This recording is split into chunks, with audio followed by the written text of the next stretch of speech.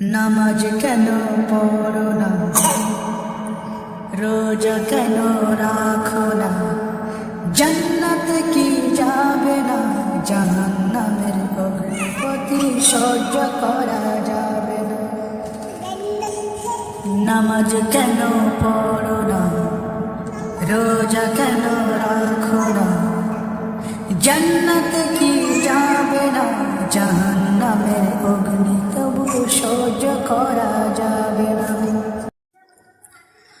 নামাজ তুমি ছেড়ে দিলে, গুনার কাজে লিপ্ত হলে, নামাজ তুমি ছেড়ে দিলে, গুনার কাজে লিপ্ত হলে, আখেরাতে পুলসিরাতে পার হবে কিভাবে, আখেরাতে পুলসিরাতে পার হবে কিভাবে।